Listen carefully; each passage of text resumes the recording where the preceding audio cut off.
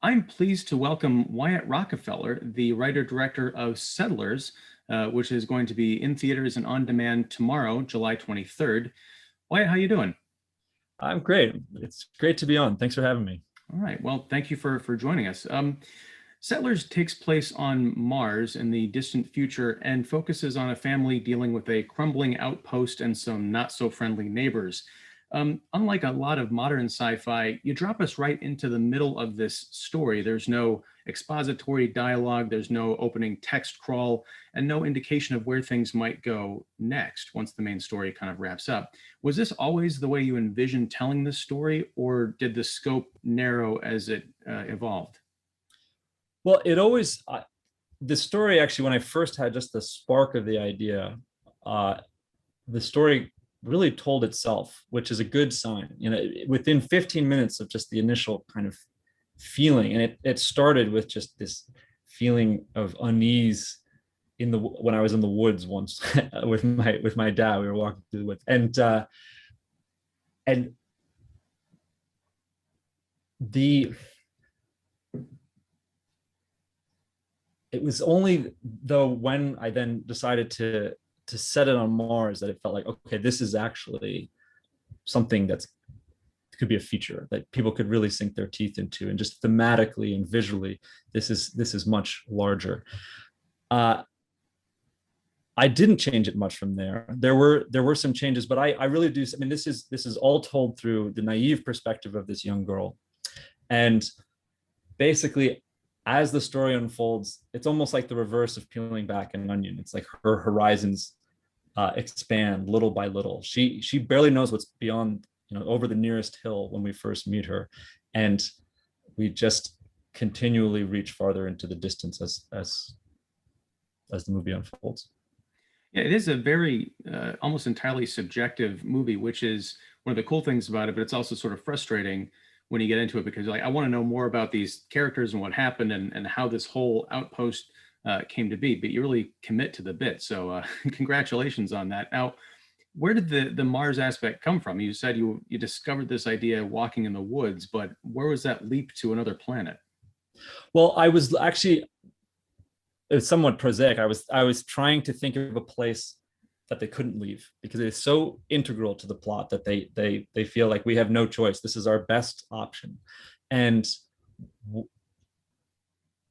basically a Martian frontier, a place that is truly remote, where they are truly isolated. Really, just it was kind of a light bulb moment, and it was really fun to then research, the science that the speculative, like all the speculation about how we would colonize and terraform Mars and be able to live there in the various stages. And I do try as much as possible to adhere to what is at least plausible. There's a few exceptions that we had to make, but it is fun. I mean, there's quite an active subculture of speculating about how we would terraform another planet. So. Well, sort of related to that, I mean, so much of the film relies on visually selling this Martian outpost and the reality of this future, and coming up with it as a place of genuine history. As you were writing the script, did you have a clear vision in your head of how everything would look and feel in terms of production design, or did that really come out in your collaboration with Noam Piper? Well, it was a bit of both, and I would say that the idea actually really did evolve through that collaboration with him. And, as we ran into certain, just the realities of filmmaking and shooting an incredibly remote spot up in South Africa, which did though allow us, thanks to the South African crew, we were able to build much, probably bigger sets than we would have been able to anywhere else. But because it's set in such a remote and hostile place, everything needed to have a backstory. Everything that was there that you would see in the corner of the frame needed to have a reason for making the trip, basically. And that's a lot of fun. That's the fun of world building. It's also a tall order, and it did yield other ideas. I mean, with Noam, we really tried to think through, how do we sell this idea that this is basically a franchise model homestead. It's one of thousands around the planet. You get your plot and your greenhouse and your house and your robot and everything you need to basically seed that little part of the Martian frontier. And that, while that was there to an extent, was definitely refined throughout the course of that collaboration with Noam and other departments as well. And that's really the fun. The best part of filmmaking is the collaboration.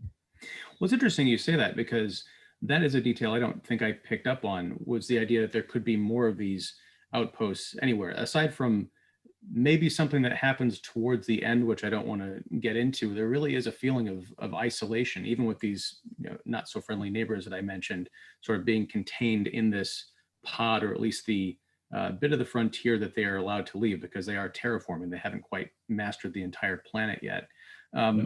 Was there anything that you left out of the story that, after you got the final edit and everything's locked, that you wish you had included? I don't know. I mean, look, we did definitely agonize over, how much information do we include? And as the writer, I probably was biased towards including more information than less. And you always wonder, people are going to get that.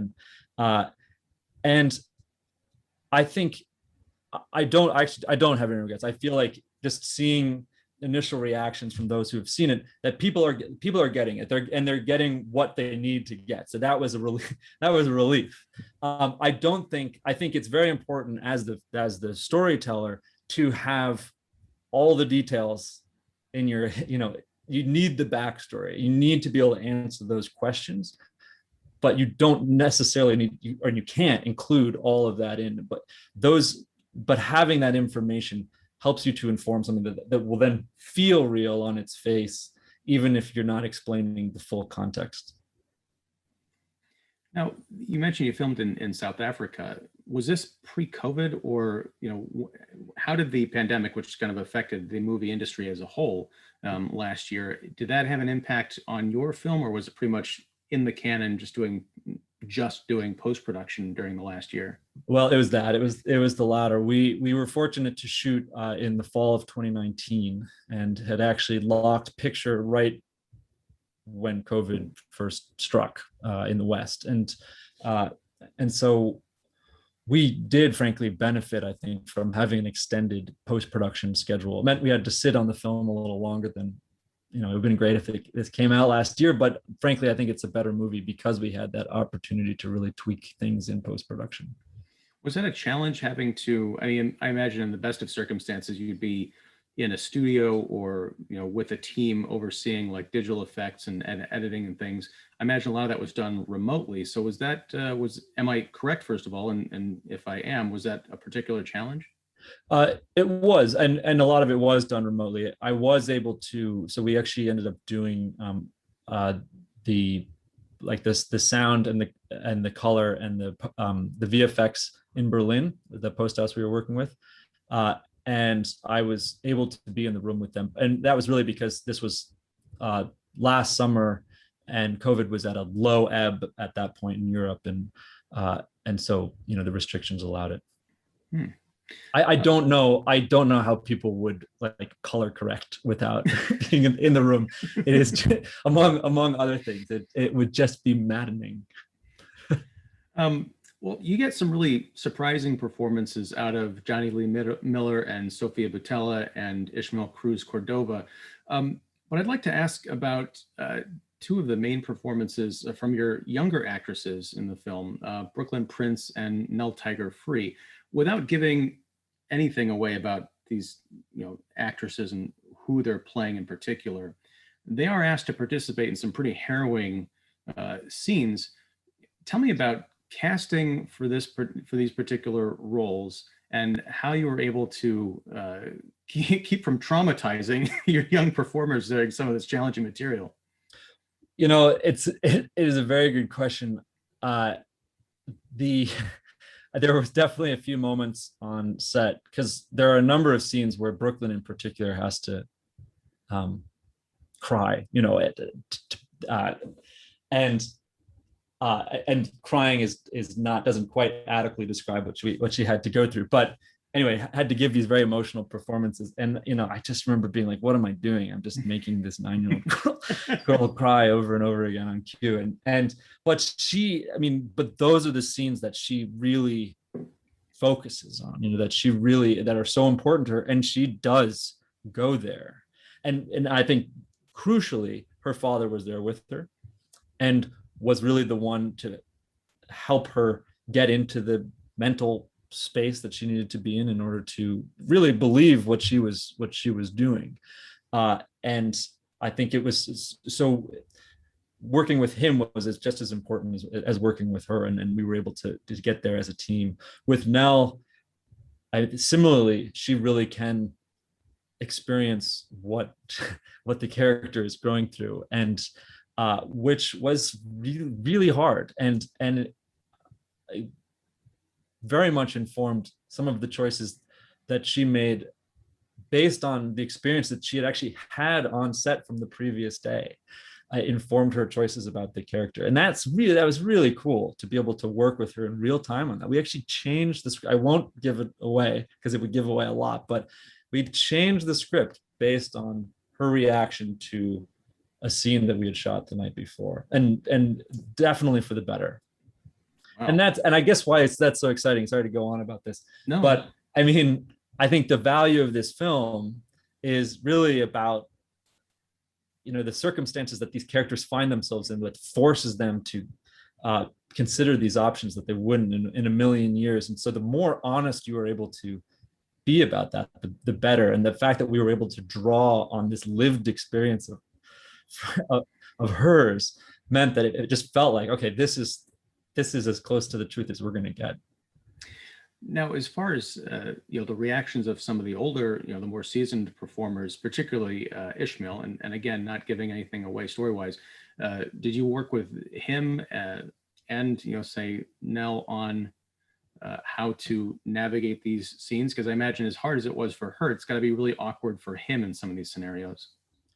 Yeah, and actually, I learned a lot from Ishmael. I mean, he's an incredibly talented actor, and also is very thoughtful about how he approaches these scenes. So I will say, it's not giving too much away, but there is this attempted rape scene, and he was wary of it even before he'd agreed to sign on to the movie, and it was only after we had talked about it that he was comfortable with, I think, the approach that I wanted to take. But the first thing he said when we got on set is like, we need to really map this out, because otherwise it's just going to be two people screaming for 2 minutes, and yelling. And he was absolutely right. And so, and also I think this isn't quite a sex scene, but it comes pretty darn close. And unlike in other scenes, you really don't want to be too prescriptive with your actors. In a scene like that, which is actually highly choreographed, has to be, you need to be very prescriptive.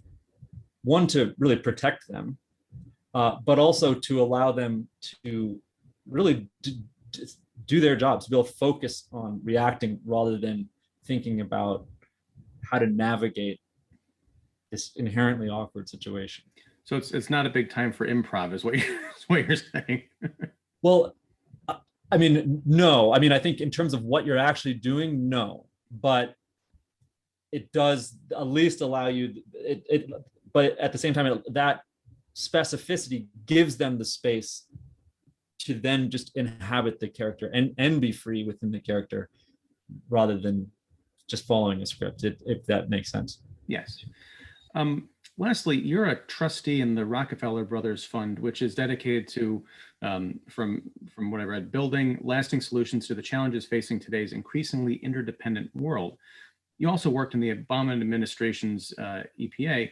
Now, Settlers doesn't strike me as particularly political or message-driven, but I wonder if it was inspired by your real-world activism, or was it just a cool story that you wanted to tell as that came to you walking in the woods? I mean, so I'll put it like this. So I didn't sit down to write a political film, but my wife, who is one of the producers on this, Julie Fabrizio, she said, I know you didn't intend to write a political film, and it's not a political film, but she said, you have to acknowledge you started writing this in the fall of 2016, shortly after the presidential election in the US, and you have somehow managed to write a movie about environmental collapse, the resulting mass displacement of people. And it's not just the election, there was also the Syrian war, which so there were all the waves of refugees into Europe at the time, and also sexual power dynamics was factors into the film as well. And so I know you didn't mean to write a political film, but you do have to acknowledge that you're writing with like that these things are present, and I think that's a point well made.